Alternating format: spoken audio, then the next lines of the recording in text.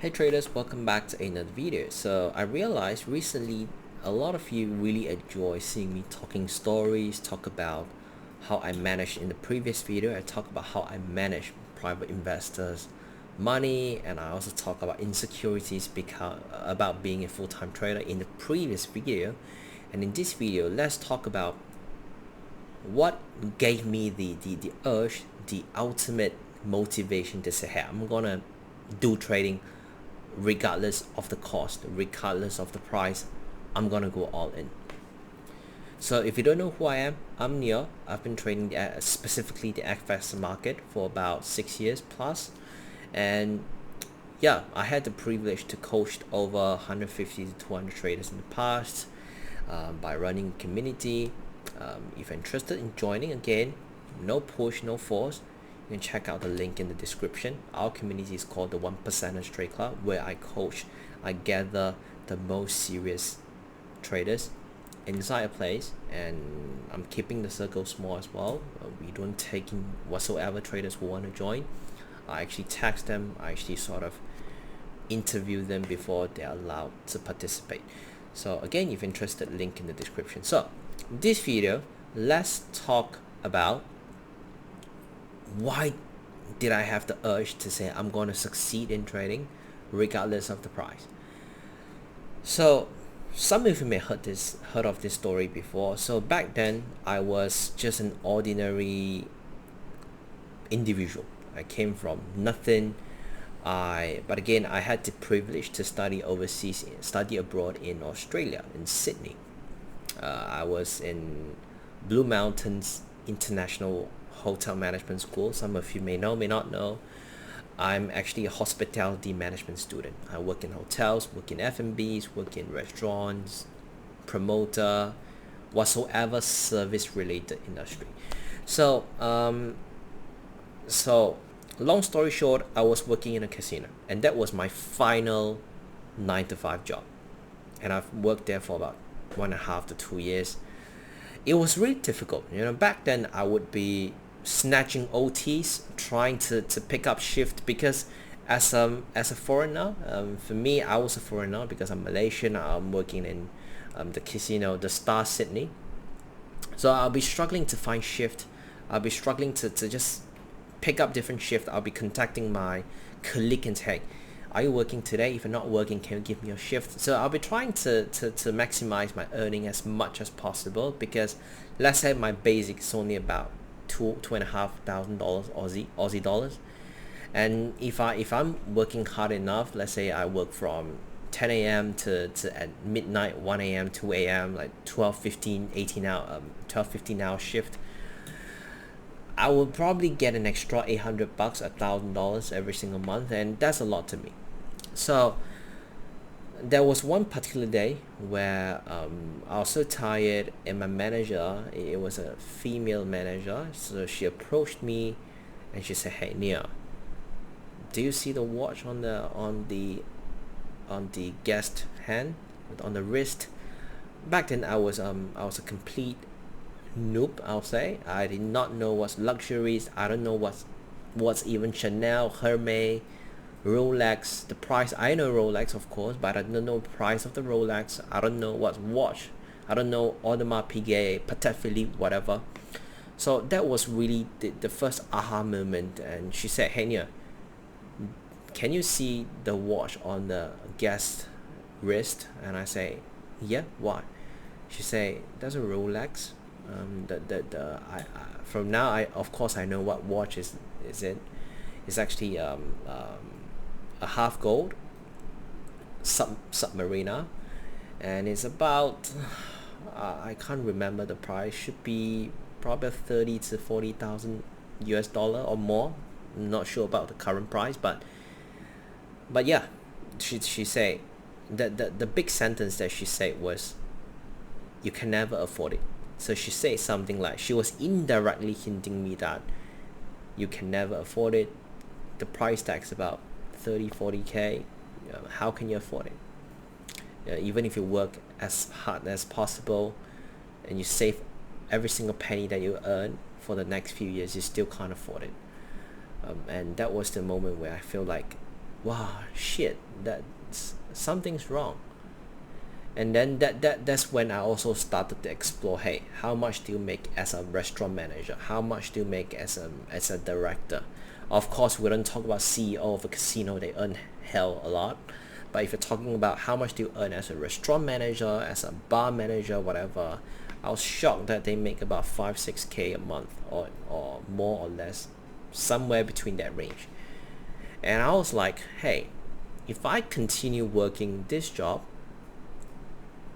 is it even possible that I can achieve whatever that I want in life? Because I always had big dreams. I want to have big houses. I thought if I just work hard, climb the corporate ladder, I would eventually reach whatever goals that I have.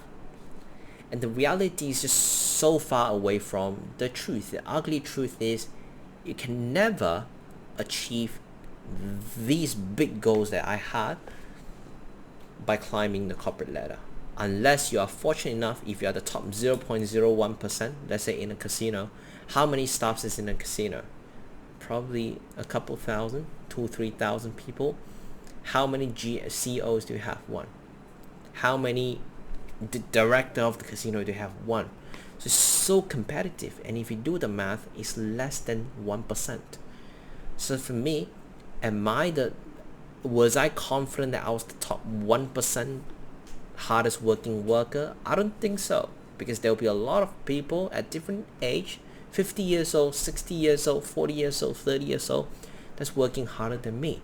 Even if I worked from 10 a.m. to 1 a.m. midnight, I'm still not the hardest worker in the room, because working hard is not enough. When you're trying to climb a corporate ladder like that, it's also about the way you express yourself, the way you outperform, the way you stand out of the crowd. And it's also a big part of that is also about luck. Alright, because even if you work hard enough, if no one notices you, there's no way you can climb the corporate ladder. If all of you, if you're working 9 to 5, especially if you're working at a MNC, multinational companies, you know how tough it is to climb the ladder. What's the likelihood of you even become a manager? Very competitive. So that was when I realized, hey, if I do the math, it's not right. And I decided to scroll through different ways of making money. That's when I also went into e-commerce. At that time, I was sort of trading. I was already trading, but I wasn't going all in yet. And I also explored different industries like e-commerce, drop shipping, like anyone else. I even I remember back then how innocent I was. I even had different business plan, talk about how can I buy those cleaning tools, cleaning machine, and do a sort of a walk-in service, trying to help people to clean their couch, their bed, their mattress, whatever. And none of them actually pan out because they require a lot of capital. So for me to buy a machine probably cost me a couple $1,000. So a lot of that just doesn't make sense to me. Then of course, I was already doing trading, and I thought, hey, why not just go all into trading? And that was the moment where I really decided to say I want to quit my job, whatever. I actually quit my job twice when I was working in that space, and I had to tell all of you, when I was working in the Star Sydney, the casino F&B restaurant, where I was working at Sovereign Lounge, serving the VIPs. If you know, you probably know the Star Sydney. They have a Sovereign Lounge where you serve the platinum, the gold, the really VIPs in the casino. So that was when I realized, hey, things just didn't make sense. Even if I work the hardest, it doesn't guarantee me any future. As opposed to if I'm being an entrepreneur, I control my full fate. I'm the one that take charge of whatever that I can achieve, my max potential. But if you're working for someone else, no matter how hard you work, right, you're only making that person rich. If I work the hardest, guess who's being benefited? The restaurant. Once the restaurant makes more revenue, who's going to be the one that gets the benefit? The owner, the casino. So no matter what, I'm just helping someone. I'm helping the boss, the owner, the director, the shareholders, them to reach their goal, not me.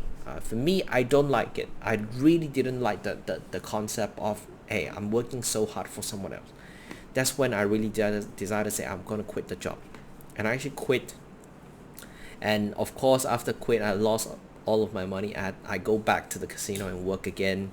And then of course, after that, I quit again. So it was all these different things that really didn't make sense to me. And if today you're someone who's thinking about, should I go full-time in trading? I'll tell you, one of the biggest questions that I receive is always, hey Nia, should I go full-time or should I go part-time trading? My answer is that there's really no difference between going full-time and part-time, but it's about the dedication, the time. Because if you're going full-time in trading, you are leaving no plan B. You're not giving yourself any backup, right? Which means either if it succeed or fail, I go back to my 9 to 5. But for a lot of people, when they have full-time, they tend to have the mindset of, even if I don't do well in trading, it's fine, I still have an active income.